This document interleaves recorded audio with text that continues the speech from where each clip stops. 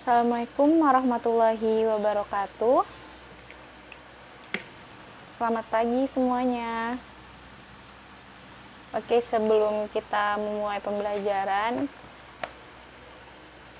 diharapkan kepada seluruh siswa-siswi untuk mengaktifkan kameranya masing-masing, karena sebentar lagi Ibu akan mengambil presensi kehadiran kalian. Jadi diharapkan untuk mengaktifkan kameranya, dan jangan lupa untuk menonaktifkan speakernya agar tidak mengganggu proses pembelajaran ketika berlangsung. Baik, untuk mempersingkat waktu, Ibu mulai saja. Pada pertemuan kali ini kita akan membahas materi terkait fungi atau jamur. Nah, sebelum kita ke materi inti, sebelumnya Ibu akan membacakan terlebih dahulu kompetisi dasar dari pertemuan kali ini, yaitu mengelompokkan jamur berdasarkan ciri-ciri, cara reproduksi, dan mengaitkan peranannya dalam kehidupan sehari-hari, serta menyajikan laporan hasil investigasi tentang keanekaragaman jamur dan peranannya dalam kehidupan.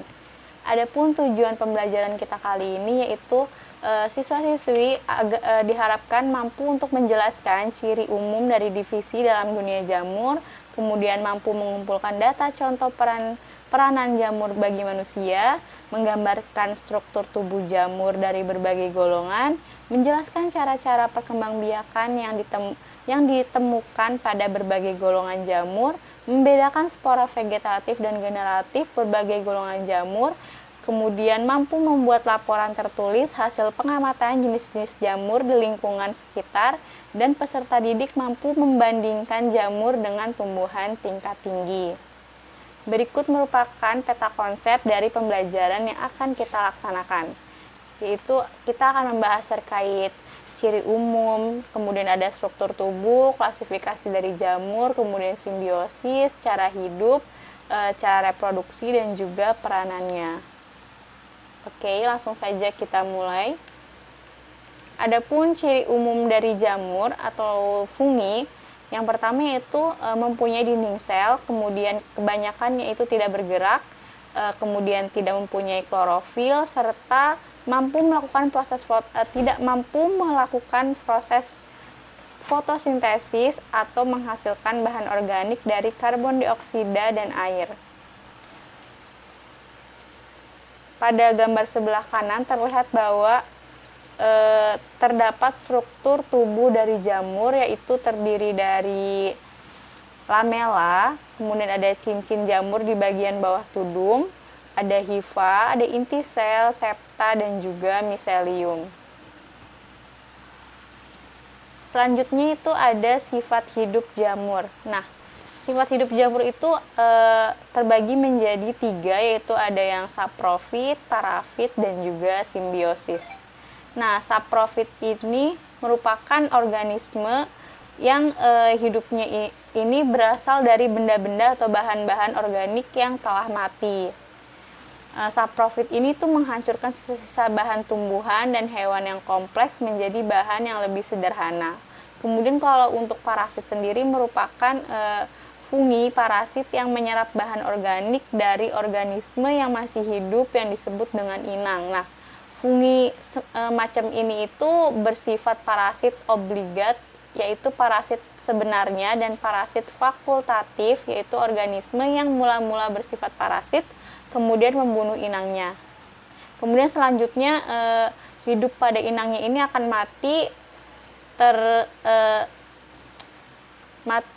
mati secara perlahan-lahan. Kemudian ada simbion. Nah, simbion ini merupakan jamur yang dapat bersimbiosis dengan organisme lain. Kemudian simbiosis dengan menghasilkan liken atau lumut kerak. Sedangkan simbiosis dengan akar, yaitu contohnya seperti tumbuhan konifer yang menghasilkan mikoriza. Selanjutnya itu kita masuk ke klasifikasi jamur. Nah, berdasarkan cara reproduksinya ini, klasifikasi fungi ataupun jamur ini dibagi menjadi 4 divisi, yaitu ada zygomicota, ascomycota, basidiomycota, dan juga deuteromycota. Oke, pembahasan yang pertama itu terkait zygomicota. Nah, zygomicota ini Kenapa sih disebut dengan nama zygomicota? Yaitu karena membentuk spora yang berdinding tebal yang disebut dengan zigospora. Nah, kelompok utama yang dapat dikatakan zygomicota ini termasuk dalam kelompok jamur utama yang dikatakan penting karena membentuk mikoriza atau simbiosis jamur dengan akar tanaman. Adapun karakter dari zygomicota ini hidupnya di darat, tanah, dan juga sisa organisme yang telah mati. Kemudian anggotanya itu termasuk ke jamur yang hidup sebagai saprofit. Dinding sel itu terdiri dari kitin dan tidak memiliki zoospora sehingga sporanya memiliki sel-sel yang berdinding. Kemudian gimana sih cara reproduksinya? Nah, cara reproduksinya ini secara aseksual dan juga seksual. Adapun contoh dari jamur zygomicota ini yaitu ada jamur yang berperan dalam pembuatan tempe yaitu Rhizopus oryzae. Kemudian ada jamur juga yang berperan dalam pembuatan tape yaitu Mucor javanicus, dan juga jamur yang biasa tumbuh pada makanan ataupun roti yaitu Rhizopus stolonifer. Berikut merupakan gambaran dari struktur tubuh zygomicota. Nah, zygomicota ini tuh memiliki miselium bercabang banyak yang bersekat-sekat. Nah, hifanya juga bersifat senositik dan septanya ditemukan hanya pada sel bereproduksi saja. Nah, miselium pada zygomicota ini memiliki 3 tipe hifa, yaitu ada stolon, rhizoid, dan juga sporangiofor. Nah, berikut merupakan gambaran dari siklus hidup zygomicota. Bisa dilihat pada gambar.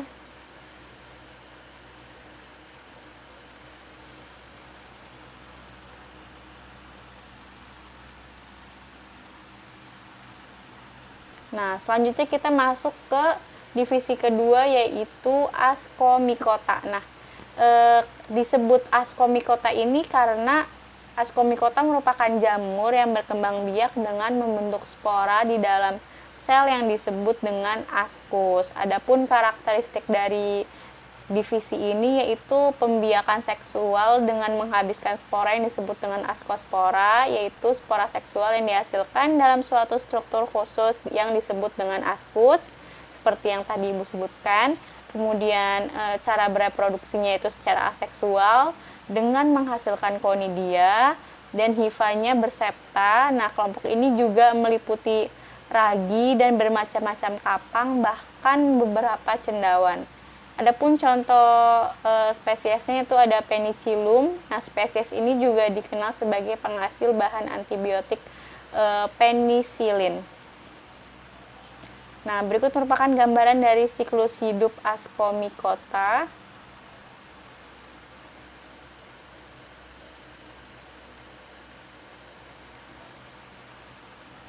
Nah, divisi selanjutnya itu ada Basidiomycota. Nah, Basidiomycota ini merupakan jamur yang berukuran makroskopis, bereproduksi secara aseksual dengan membentuk spora di atas sel yang disebut dengan basidium, dan reproduksi seksual dilakukan dengan membentuk spora konidia. Adapun karakteristik dari divisi ini tuh apa aja? Nah, karakteristiknya itu dicirikan dengan adanya pembentukan spora seksual disebut basidiospora dan terbentuk pada struktur khusus seperti gada yang disebut dengan basidium. Kemudian pembiakannya itu secara aseksual biasanya terjadi dengan pembentukan konidium. Hifanya itu mempunyai septa, terus tubuh buahnya sering dihasilkan. Kelompok ini itu menyebabkan penampilan mereka sangat mencolok dan secara umum ini sering disebut dengan cendawan yang secara awam disebut dengan jamur. Nah, kebanyakan itu hidupnya sebagai saprofit, tetapi ada juga beberapa yang hidupnya itu sebagai parasit pada tumbuh-tumbuhan. Nah, contoh spesies dari jamur ini itu contohnya ada jamur merang yaitu Volvoriella volvaceae, terus ada jamur shiitake atau Lentinus edodes, dan juga ada jamur tiram atau Pleurotes.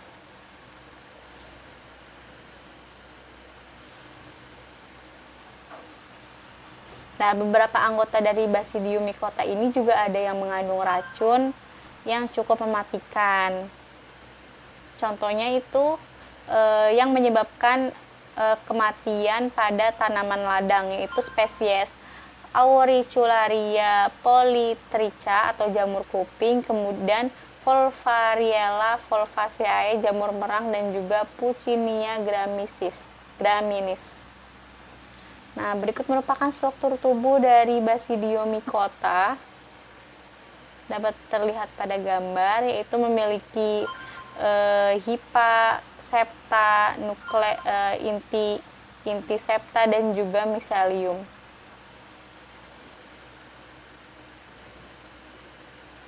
Nah, berikut merupakan siklus hidup dari divisi Basidium mycota. Nah, siklus hidupnya itu tuh dimulai dari pertumbuhan spora Basidium, bisa dilihat pada gambar. Kemudian spora Basidium ini atau Conidium ini akan tumbuh menjadi benang hifa yang bersekat dengan satu inti. Kemudian hifa ini akan membentuk miselium. Lalu hifa dari dua jenis yang berbeda ini ujungnya akan bersinggungan dan dinding selnya ini akan larut. Nah, inti sel dari salah satu sel ini akan pindah ke sebelahnya atau ke yang lain, dan terjadilah sel dikariotik. Nah, dari sel dikariotik ini akan tumbuh menjadi hifa dan miselium dikariotik. Nah, miselium dikariotik ini akan tumbuh menjadi bentuk tertentu, misalnya seperti payung atau bentuk utuhnya. Oke, divisi terakhir yaitu ada Deuteromycota. Nah, Deuteromycota ini beranggotakan beberapa jamur-jamur yang belum diketahui nih bagaimana cara reproduksi seksualnya. Nah, maka dari itu Deuteromycota ini disebut juga dengan fungi imperfect atau jamur tidak sempurna. Nah, jika suatu jamur dalam penelitian ini diketahui cara reproduksi seksualnya, maka jamur ini akan dimasukkan nih ke dalam divisi lain, yaitu seperti divisi Basidium mycota, Ascomycota, ataupun Zygomycota. Nah, salah satu contoh dari divisi Deuteromycota ini sebelumnya itu digolongkan ke dalam Deuteromycota, akan tetapi setelah diketahui cara reproduksinya ini, jamur ini kemudian dipindahkan ke dalam divisi Ascomycota. Nah, nama jamur ini yaitu berubah menjadi Neospora. Adapun karakteristik dari divisi ini yaitu satu, memiliki hifa bersekat dengan dinding sel dari bahan kitin, kemudian multiseluler dan juga uniseluler, bereproduksi secara vegetatif dengan membentuk conidiospora dan jarang membentuk tubuh buah, dan sebagian besar itu bersifat mikroskopis dan hidupnya sebagai saprofit dan juga parasit. Nah, contoh spesiesnya apa aja nih dari divisi Deuteromycota ini? Yaitu ada Histoplasma capsulatum, itu menyebabkan coccidiomycosis, kemudian ada Epidermiphyton flacosum yang menyebabkan kaki atlet, dan juga ada genus dari Epodermiophyton microsporum dan Trigophyton yang merupakan fungi penyebab penyakit pada kurap. Selanjutnya itu ada simbiosis. Nah, simbiosis pada jamur ini terbagi menjadi dua, itu ada lichen dan juga mycorrhiza. Nah, lichen ini merupakan fungi jenis tertentu yang dapat bersimbiosis dengan algae, algae uniseluler, berbentuk lichen atau lumut kerak, dan simbiosis ini juga bersifat menguntungkan, dan biasanya antara anggota dari jamur Ascomycota ataupun Basidium mycota ini dengan alga hijau dan Cynophyta.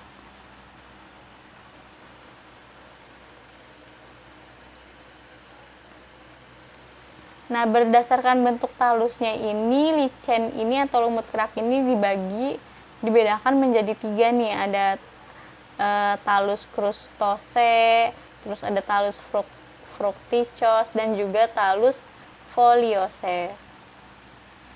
Selanjutnya itu ada simbiosis mikoriza. Nah, mikoriza ini merupakan simbiosis antara fungi dengan akar tanaman. Nah, simbiosis ini tuh biasanya menguntungkan bagi keduanya. Dan bagi tanaman ini tuh meningkatkan penyerapan air dan mineral, sedangkan bagi fungi itu mendapatkan nutrisi dari tanaman tersebut. Untuk mikoriza sendiri itu dibagi menjadi dua, yaitu ada ektomikoriza dan juga endomikoriza. Selanjutnya itu ada peranan yang menguntungkan dan juga merugikan dari fungi. Yang pertama kita bahas dulu peranan menguntungkannya apa saja, yaitu 1. Berperan sangat penting dalam siklus materi, terutama siklus karbon, yang berperan bagi kelangsungan hidup seluruh organisme. Kemudian fungi saprofit juga bersama dengan protozoa dan juga bakteri saprofit merupakan organisme yang dapat mengurangi sampah. Adapun hal yang merugikannya yaitu dapat menurunkan kualitas maupun kuantitas makanan ataupun bahan-bahan lain yang penting bagi manusia. Dan juga fungi ini tuh dapat menyerang bahan-bahan lain yang bernilai ekonomi seperti kulit, kayu, tekstil, dan bahan-bahan baku pabrik lainnya. Oke, sekian materi yang Ibu sampaikan. Ada yang ingin ditanyakan dari kalian mungkin? Silakan. Atau jika tidak ada yang bertanya, Ibu yang akan bertanya.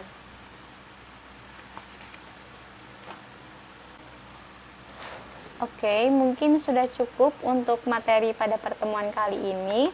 Jangan lupa untuk mencatat apa yang sudah disampaikan oleh Ibu dan dibuat resumenya dalam bentuk mind map. Dan nanti ketua kelas jangan lupa untuk mengkoordinir teman-temannya dalam mengumpulkan tugas. Dan Ibu juga nanti kita di grup WA Ibu akan sampaikan tugas kelompoknya itu untuk melakukan observasi dan membuat laporan observasi terkait peranan-peranan jamur yang ada di lingkungan kalian. Oke, cukup sekian ya Ibu tutup pertemuan kali ini. Terima kasih atas kehadirannya. Wassalamualaikum warahmatullahi wabarakatuh.